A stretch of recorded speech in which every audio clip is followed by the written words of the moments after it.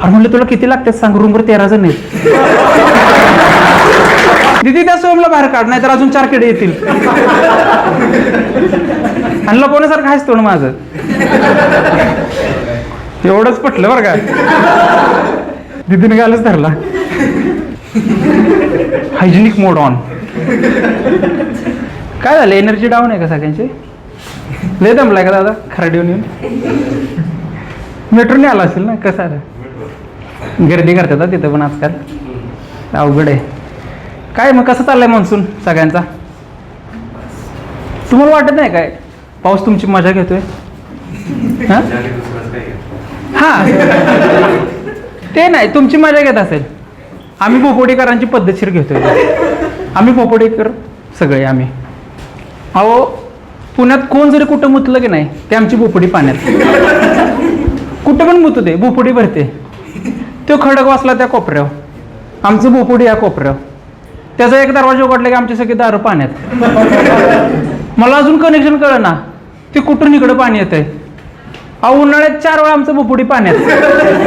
एवढा कडक उन्हाळा, माणसं त्या वेटंजॉयच्या पाण्यात पावतात आणि आम्ही या गटारीच्या पाण्यात.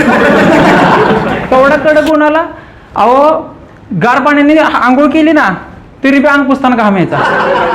त्या वेटंजॉयला सगळी माणसं पडून उन्हाळ्यामुळं ती घामात पावतात का पावसात पाण्यात पावतात त्यांना कळलं ना. पण आम्ही मात्र गटारीच्या पाण्यात. पटतंय का तुम्हाला असलं? अहो काय ते वेटंजॉयचं ट्रेंडच निघलेला. ती माणसं तिथं गेली वेटंजॉयला, त्या पाण्यातनं बाहेर पडणार, चड्ड्या वाळतात म्हणून. असलं होऊन बाहेर पडणार चड्ड्या वाळतात म्हणून. आणि बाईक नुसती पोरं नाही, ते बायका पण भिशी फोडायचं चल वेटंजॉयला. मला एकच कळत नाही, ते सगळ्या बचत गटची ट्रिप तिकडे कशी काय आल्या? नुसती पोरं नव्हती तिथं किड्या मुंग्यागत, माणसं बायका बी होत्या. वॉटर पार्कवरून आठवलं, मी एकदा वॉटर पार्कला गेलतो. माझ्या पुढं लाईन, ऑनलाईन तिकीट काढलं, तिथं अर्धा तास थांबायला लागते लाईनीत, चर्चा करायला सगळ्यांसोबत. अर्धा तास माझ्यावर एक पोरगा पुढं हो, तिकीट घ्यायला गेलाच तेवढं तो आतला माणूस म्हणतोय, दादा सॉरी मी तिकीट देऊ शकत नाही. त्याच्याबरोबर माझी फाटली ना. अर्धा तास काय आम्ही तर कशाला आलोय? आम्ही दोघं बी हँग. काय झालं असेल असं? तू म्हणतो दादा काय झालं?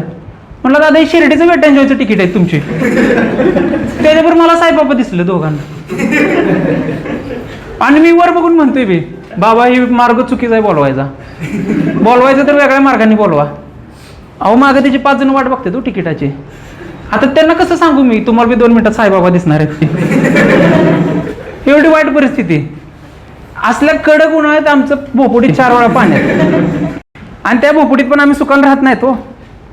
आम्ही आहे ना, ती कसं म्हणतात की डुकरांना किती बी चांगल्या ठिकाणी टाकली तरी ती शेवटी घाणीत येतात. डुकराचं काम आमचं आहे.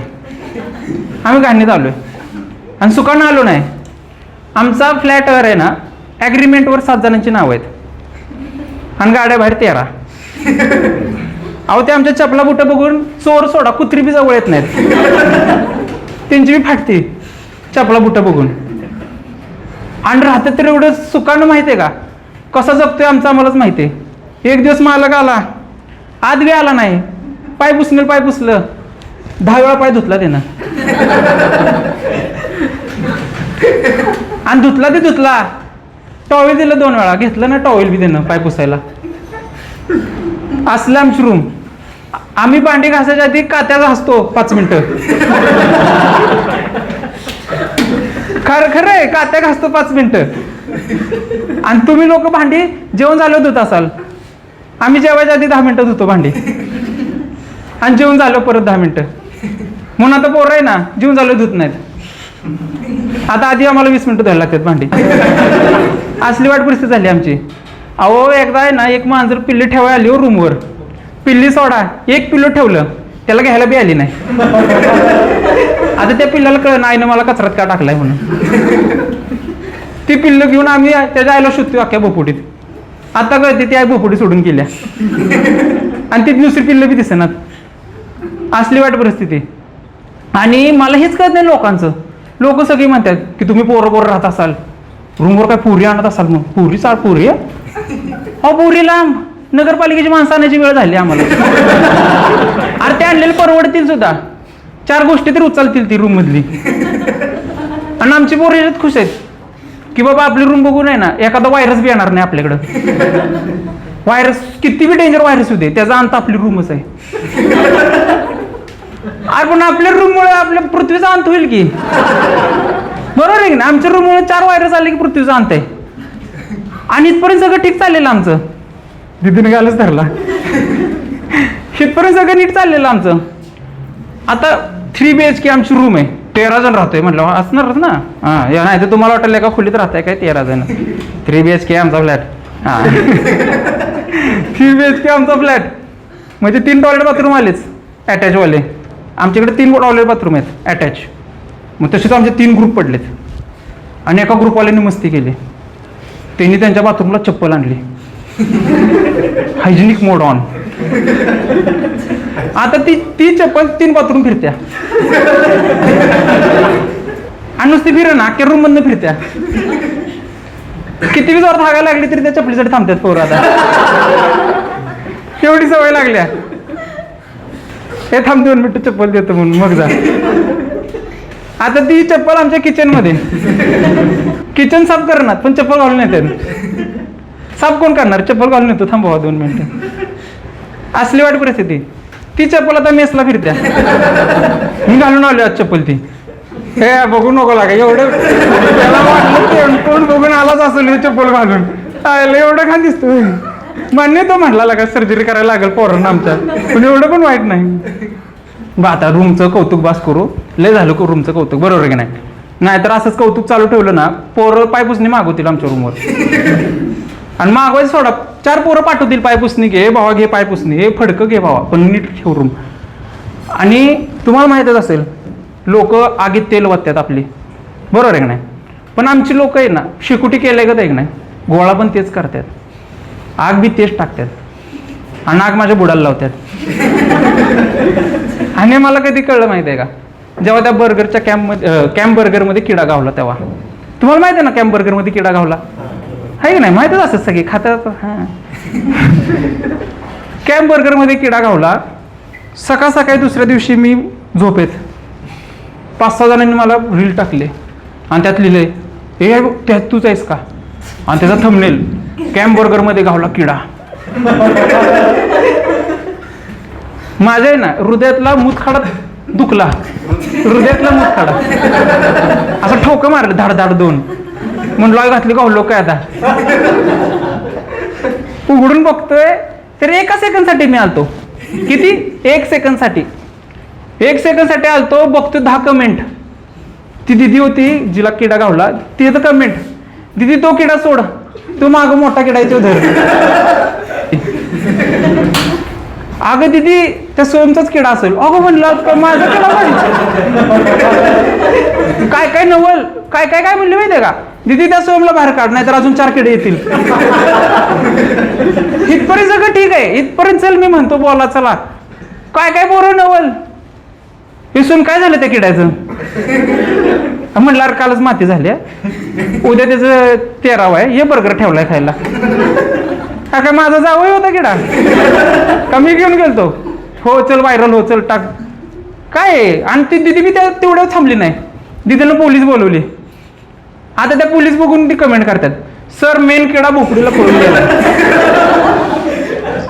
तिथं अख्ख्या गावाला पुण्याला कळालं. आणि ती व्हिडिओ पुण्यातच नाही थांबली, अख्ख्या महाराष्ट्रात फिरत्या. अहो असली वाईट परिस्थिती. तुम्हाला काय सांगतोय, असं वाटलं तो किडा आमच्या बर्गरमध्ये का आला नाही, आमच्या पोरांनी मेयोनीज लावून खाल्ला असतं त्याला. असलं ऐकायचं नसतं भेटलं मला, असलं वाईट. आणि मी तिथं होतो, मान्य माझं चुकलं, मी तिथं होतो. पण त्या किड्याला जसं दुर्लक्ष केलं, जसं आम्ही रूमवर करतो दुर्लक्ष किड्यांना, तसंच मी ते सेम दुर्लक्ष केलं. आणि तुम्हाला सांगतो मी दुर्लक्ष केलं मान्य, पण विषय कसा झाला, ती दिदीनं मस्ती केली. दिदी तेवढं थांबली नाही, दिदी फूड ऑर्गनायझेशनला गेली कुठंतरी. दिदीला म्हणते अगं दिदी किडा गावणं लय साहजिक आहे, जसं पुण्यात बांगलादेशी गावतात का नाहीत आजकाल. आणि किडा कुठं गावला नाही, प्रत्येक हॉटेलमध्ये गावतात. एखाद्या हॉटेलमध्ये नाही गावलं तर म्हणते ते ह्याच्यात किडा गावला नाही चांगलं हॉटेल. अशी ओळखायला लागलीत माणसं पुण्यात किड्यांना, म्हणजे हॉटेलांना. आणि ती दिदीचं सांगतो, ती गेली कुठल्या तरी ऑर्गनायझेशनला, दिदी स्वयंला नाही आणलं. दिदी स्वयंवर कारवाई नाही होणार. काय नाचली म्हणली हे काय. आता ती दिदी स्वयंला शोधते. दिदीला कळ ना स्वयं नक्की कोण आहे. आणि असलं बेकार चालू आहे. त्यामुळे मी आहे ना आता कॅमेरा पुढे येतच नाही. एवढं वाईट आहे ना. एकदा मी असं चाललेलो रस्त्याने ना आमच्या ब्रेमन चौकाशी तिथं पोलिसाचे एका पोराचे वाद चालू आहे बरं का. तो वाद बघितला मी तोंडच लपवलं पहिलं, कारण तो व्हिडिओ चालू होता त्यांचा. मुलाय घातली तर मी गावायचो आणि सगळी पोरं कमेंट टाकतील मग, हो सर मागं खरा चोर पळून चाललाय. काय काय तर अशी बी टाकतील, सर 10 जण सुटली तरी चालतील पण त्याला पहिला धरा. असली वाईट परिस्थिती आहे माझ्यावर. त्यामुळे मी सगळं आता लपून चालतो नुसतं. कुठं बी आहे ना गेलं तोंड लपवतो पहिलं, आणि लपवण्यासारखं आहेच तोंड माझं. एवढंच पटलं बरं का. तेवढंच पटलं, बाकी काय पटलं नाही, तेवढंच पटलं. आणि हे तोंडावरून माझ्या घरचे पण असेच बोलतात मला. मी जसं पुण्याला आलो ना शिकायला, तसंच घरच्यांनी कुत्रं आणलं.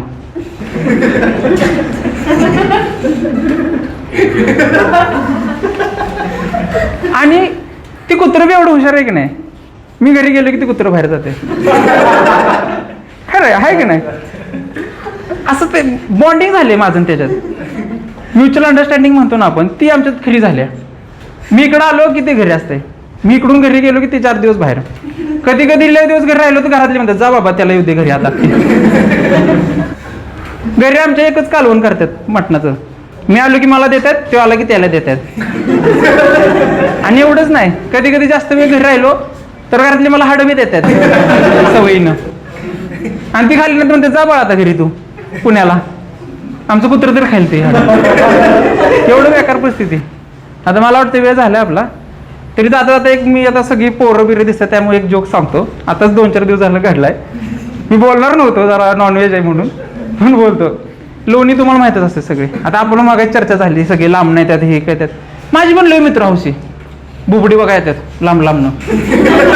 एक भाऊ आमचा आला लोणीहून, भेटला बोलला बिल्ला सगळं झालं. 5 वाजले नाही की रडायला लागला, स्वाम्या मला जाऊ दे, स्वाम्या मला जाऊ दे. अरे म्हणलं का जायचंय तुला, एवढी काय गरज आहे तुला जायची. नाही म्हणला मला जाऊ दे, परत रात्रीचे लय लागतात. अरे म्हणलं तुला किती लागतात सांग, रूमवर 13 जण आहेत.